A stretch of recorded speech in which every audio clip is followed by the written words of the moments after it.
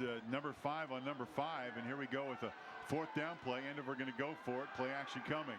Looking downfield, Renoux has time, throws it toward the end zone, has a receiver. Is the pass caught? Is it a touchdown? Evan Bell thinks he's got a touchdown reception, but it's incomplete. He's out of the back end zone. The Andover fans are thinking that was a touchdown all the way. Big disappointment for the blue and white, but the play was run perfectly.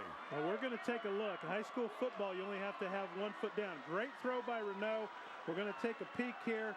He makes the catch, and it is out of the back of the end zone. You can see it there. He lands on the white. But a great play, great ball by Renoux. You got to feel good about that. They really did put together a nice drive there. Unfortunately for them, they got knocked back just a little bit on a few plays. But the passing game's starting to open up. Even though that doesn't count, I think they got to feel good about that play, and they just need to build on that on their next drive. Yeah, you put that in great perspective. You put that in your back pocket and bring that out in another type of ball game. Meanwhile, Andover Central High. All right, guys, thanks. You know, one of the things you need really 2 things for a good rivalry. You need competition and proximity, and obviously we've had both the last couple of years. And one of the things that's amazed me tonight in a 30-0 ball game, I bet you couldn't count on 2 hands the number of people that have left Andover District Stadium. Both fan bases still on their feet as that ball is thrown up in the end zone and caught for a touchdown. That'll give the Andover fans reason to cheer. They're not going anywhere right now, but just to finish that thought, spirited crowds on both sides, and this rivalry is alive and well and will be for years to come. Mark? Well, Ken, you hit the nail on the head. You said put that in your back pocket. That was the same play, and this time Evan Bell stayed inbounds to the long touchdown reception. He did. I think Renoux's thrown the ball pretty well here in the second half, and I think Mike Lee has to be encouraged about what he's seeing from his offense in this second half. Evan Bell did a nice job, had a lot of distraction from the defenders, and did a great job of hanging on and making a great play in the end zone. Nathan Hammer, point after, and it's going to be blocked. Andover Central is going to block the point after.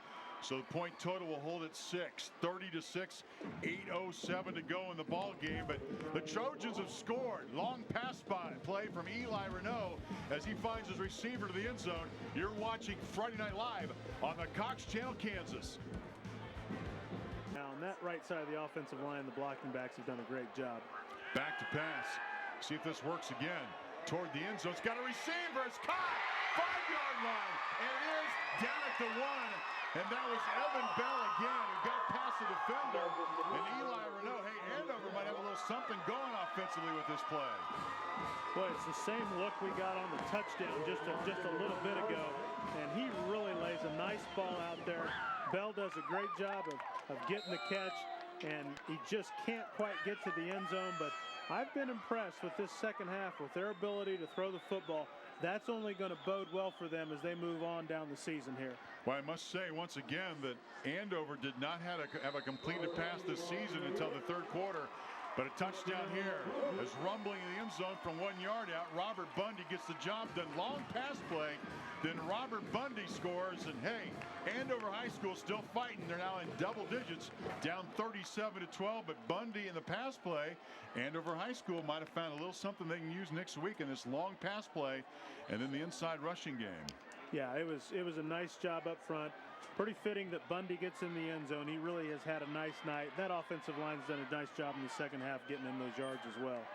Extra point coming. The previous extra point was blocked. This one's up and good. And along the lines of practicing and thinking about next week, getting things done in the extra point department is certainly important for Andover. Nathan Hammer got it done, but take a look at the scoring play once again.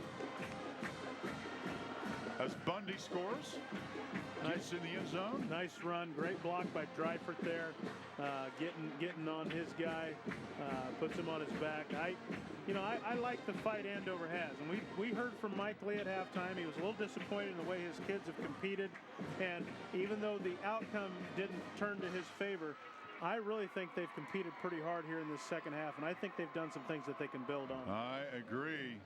But then, boy, just for the confidence factor, it needed to find the end zone, and Andover High School's done that. Just a year ago, Ken, Andover went 7-2.